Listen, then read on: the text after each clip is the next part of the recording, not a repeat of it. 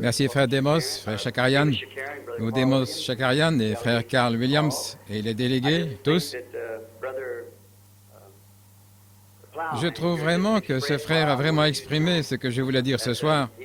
Il m'a enlevé les mots de la bouche. En effet, j'ai aimé cette convention plus que toute autre convention à laquelle j'ai jamais participé. Je n'ai jamais vu dans une convention plus d'harmonie et autant de véritable communion et de véritable amour fraternel. Une autre chose, c'est que j'ai rencontré beaucoup de nouveaux délégués du ciel, de nouveaux frères à qui j'ai eu le privilège de serrer la main et de parler. Il y a quelques soirs, j'écoutais le frère Baptiste qui était son nom m'échappe, Irvin.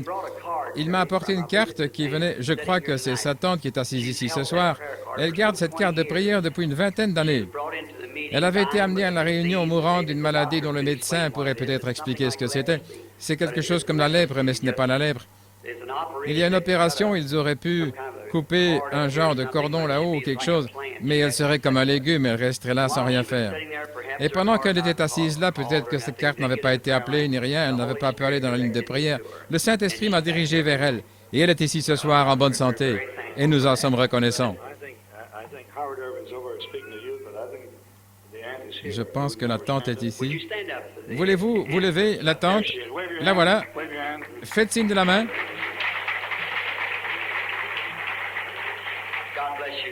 Que Dieu vous bénisse, ma sœur, pour votre foi vaillante dans le Fils de Dieu. Qu'il vous garde en bonne santé jusqu'au moment où il vous rappellera à la maison, quand ce corps mortel revêtira l'immortalité. J'en suis tellement reconnaissant de penser qu'elle a gardé cette carte de prière pendant toutes ces années, et ensuite qu'on me l'ait apportée ici et qu'on me l'ait montrée ce soir. Vous savez, je disais que c'est comme du pain sur l'eau, ça revient vers vous, quand vous essayez de faire quelque chose pour quelqu'un d'autre. Maintenant, j'ai aussi eu le privilège de rencontrer beaucoup de ces bons prédicateurs et j'apprécie vraiment leur bonne communion fraternelle, cette collaboration. Frère Carl a annoncé que je reviendrai l'année prochaine, si le Seigneur le veut, et que nous sommes ici sur terre. Eh bien, j'espère revoir chacun de vous ici l'année prochaine et que chacun amène un autre délégué avec lui et avec elle. Maintenant, il y a juste une chose au sujet de laquelle j'aimerais dire un petit quelque chose, peut-être pendant un moment. En effet, le Dr. Reed va parler après. Et je suis venu jusqu'ici ce soir, j'ai fait 250 miles pour entendre le Dr. Reed. Et il est arrivé quelque chose dernièrement. Mais le Dr. Reed, je ferais 1000 miles en voiture pour aller l'écouter. Mais il y a eu quelque chose depuis que je suis venu ici. Je ferais 1000 miles, rien que pour entendre ce que j'ai entendu dernièrement. Quelque chose de tellement merveilleux. Quelque chose que la chair et le sang ne peuvent pas révéler. Il faut le Saint-Esprit pour le faire. Et de voir quelqu'un qui a donné un tel encouragement à ma vie, et certainement que j'en serai très reconnaissant tout le reste de ma vie. Ce que je voulais dire, si jamais je dois me faire opérer, faire appel à un médecin, je ferai appel au Dr. Reed tout de suite. Je peux mettre ma confiance dans un tel homme pour m'opérer si j'avais besoin, dans des mains qui croient en Dieu. Voilà celui que je voudrais voir travailler sur moi. Mais j'espère que je n'en aurai jamais besoin. Mais si ça m'arrive, je voudrais que ce soit lui ou un homme comme lui qui fasse le travail si lui ne pouvait pas être là. Il m'est arrivé quelque chose hier soir, ou plutôt hier après-midi, que j'ai vraiment trouvé plutôt étrange. Et je serai bref parce que je ne veux pas prendre le temps de mon frère, comme il va prêcher. Mais je pense que c'est un genre d'hommage à mon ministère. Je fais attention aux petites choses. Chaque petite chose a un sens pour moi. Je ne crois pas qu'il arrive quoi que ce soit à un chrétien par hasard.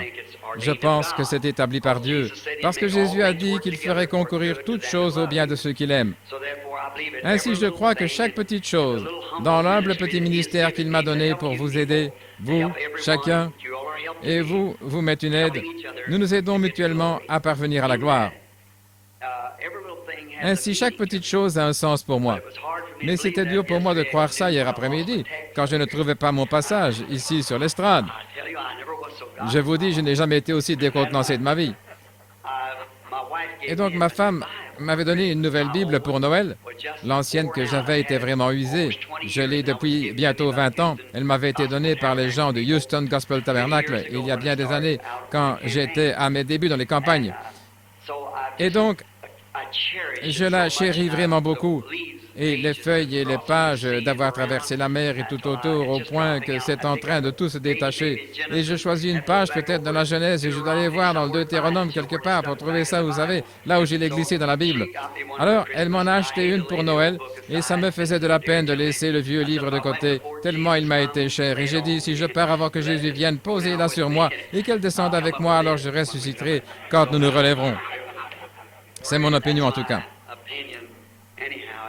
C'est comme cette petite histoire que j'avais l'habitude de raconter. J'espère que ce n'est pas sacrilège.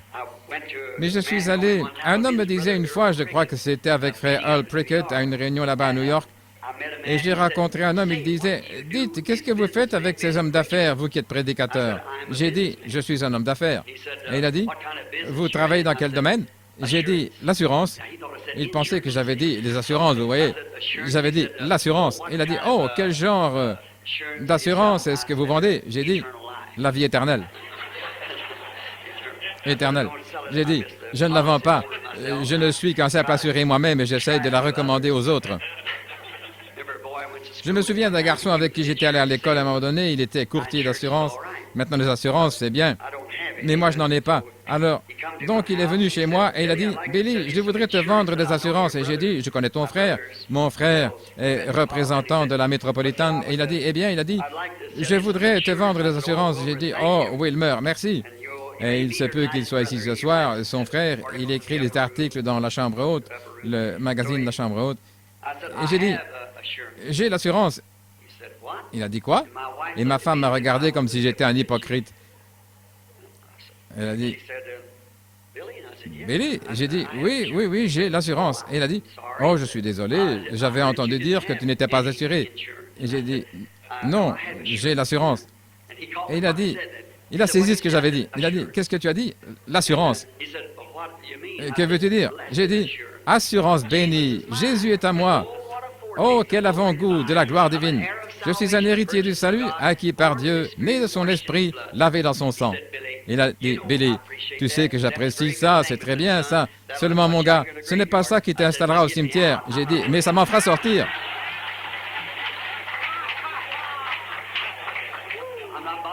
Je n'ai pas peur. Je ne fais pas de soucis pour y entrer, il s'agit d'en sortir, vous voyez. Alors je pense que c'est notre sentiment là-dessus.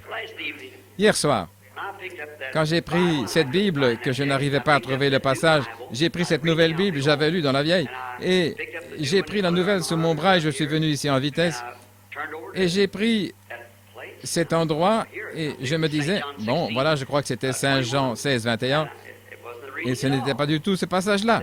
J'ai dit à Frère Moore, est-ce que c'est bien à cet endroit? Oui, j'ai regardé de nouveau, et ce n'était pas là. Alors je me suis dit, eh bien, ils ont une page mal placée, là.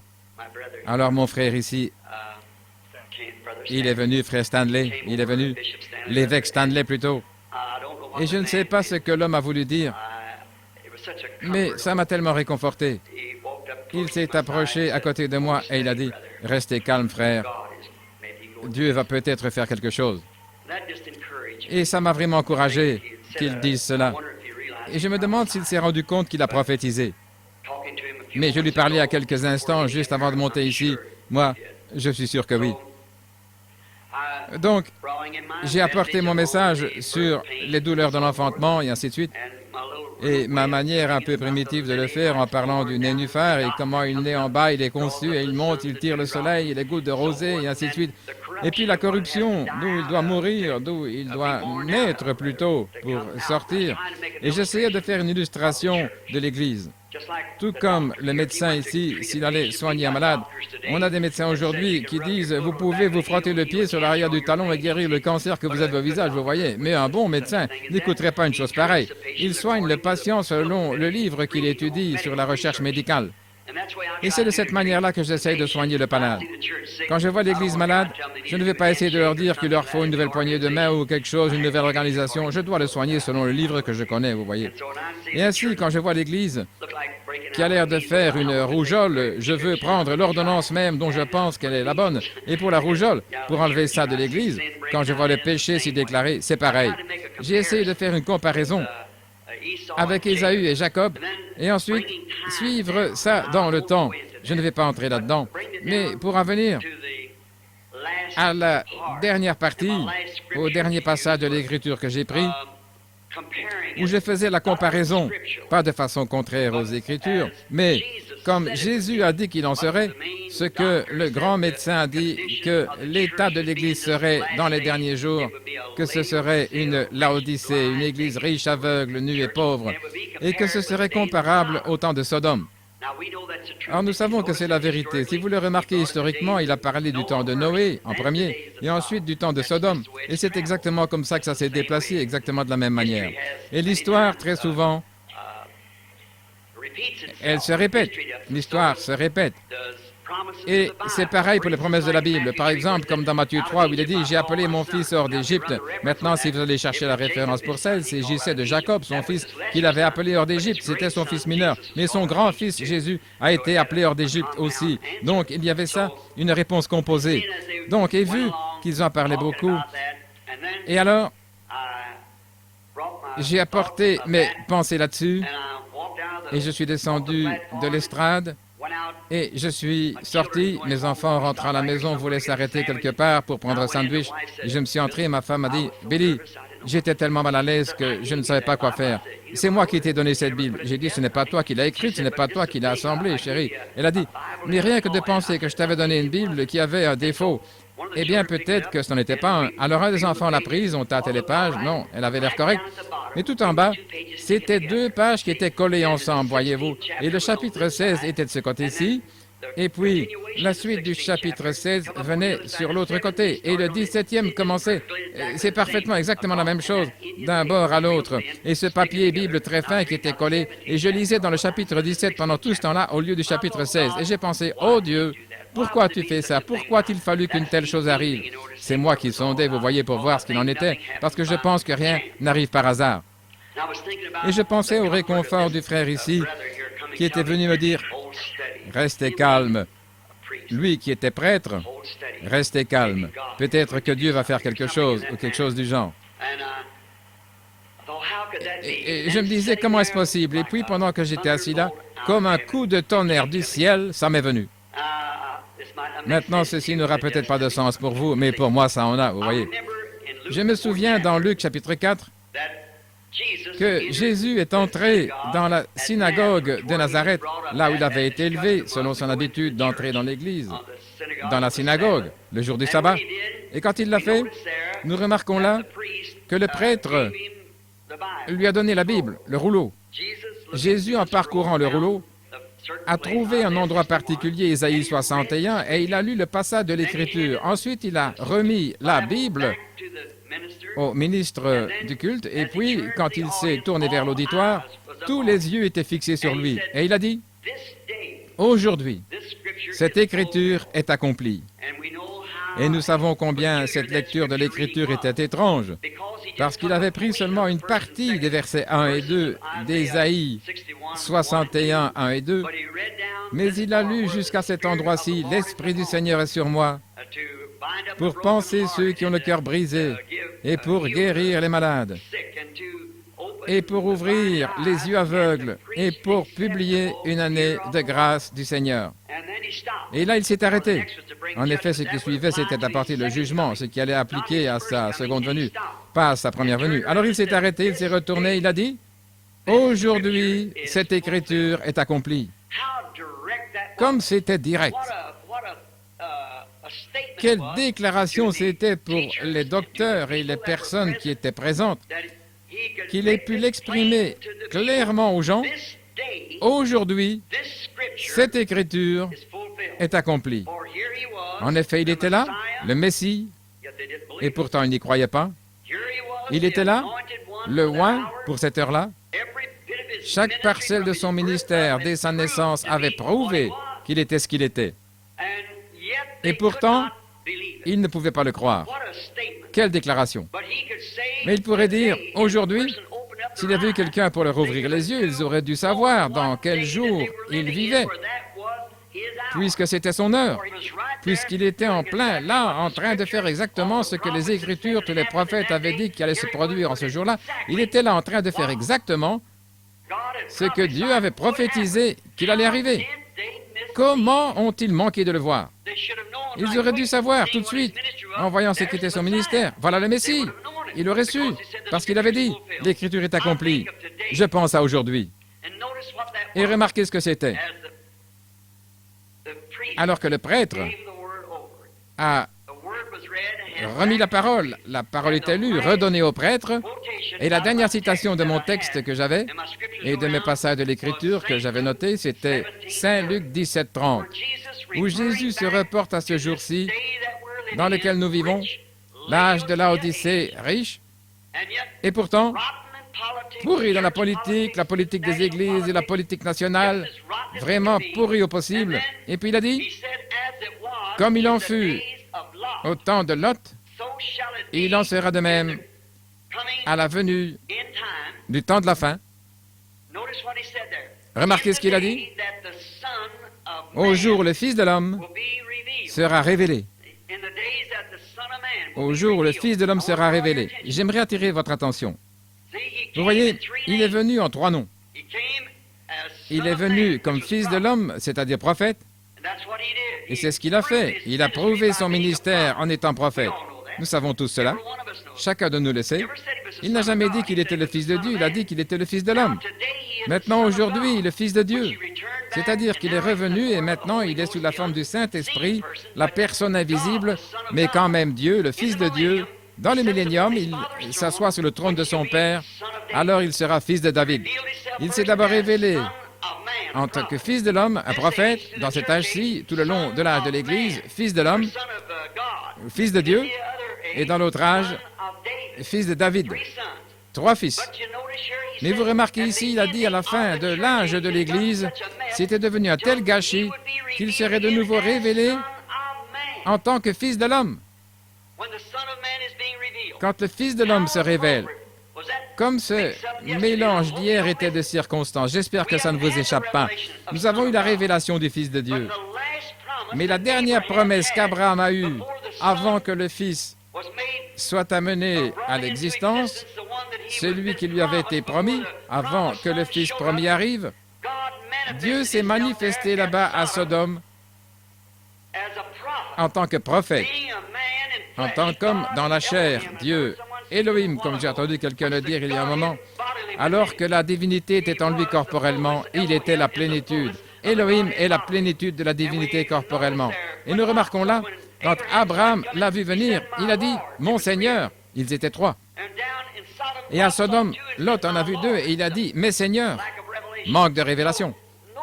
Donc, remarquez ce qui s'est passé ici. Quand il est arrivé, comment il s'est fait connaître.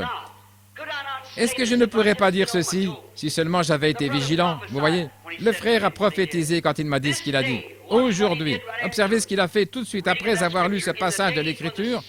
Au jour où le Fils de l'homme, pas un homme, pas un être humain, le Fils de l'homme se révélera de nouveau parmi son peuple. Aujourd'hui, cette promesse-ci, de cette heure-ci, dans laquelle nous vivons maintenant, est accomplie devant nos propres yeux.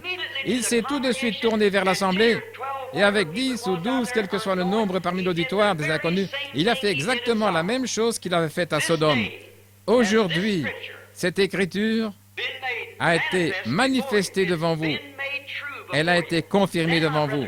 Alors, mon frère, ma sœur, délégué, prédicateur, quoi que nous soyons ici, enfants de Dieu, combien proches sommes-nous de sa venue alors? Si maintenant, nous voyons l'Écriture qu'il a promise juste avant que le feu tombe à Sodome pour la brûler, et qu'il la compare à ce jour-ci et que nous voyons cette Écriture s'accomplir sous nos yeux, combien proches sommes-nous de la venue du Fils de Dieu alors? Combien proche est la manifestation des Écritures, comme il l'a fait à travers Abraham en montrant l'Église en type, alors qu'il était la promesse à l'Église. Et maintenant nous voyons la semence naturelle d'Abraham, comme ils ont failli, mais la semence royale d'Abraham, qui est par la foi dans la parole promise, est en train d'être manifestée sur terre aujourd'hui. Nous sommes au temps de la fin, mon frère, ma sœur. Nous sommes à la fin. Et nous n'avons pas eu un seul autre type. Je dois donner les Écritures en type parce que je n'ai pas assez d'instructions pour faire ressortir les mots et tout. Je fais un type. Mais si je vois les ombres Si je n'avais jamais vu ma main et que je vois l'ombre, je saurais que j'ai 5 doigts. Et c'est comme ça que vous devez observer les types de l'écriture de l'Ancien Testament. Qu'est-ce que cela fait? Cela préfigure ceci. Et Jésus a dit que Sodome était la préfiguration du temps de la fin maintenant. Et les passages même de l'écriture qui étaient promis à Sodome, les passages même de l'Écriture qui se sont produits à Sodome, dont Jésus a dit qu'il se répéterait de nouveau en ce jour-ci, c'est dévoilé en plein devant nous aujourd'hui. Que Dieu vous bénisse. Ne le manquez pas. Et si je ne vous vois pas ici l'année prochaine, quand ils graviront les marches d'or, j'espère vous rencontrer là-haut. Que Dieu vous bénisse.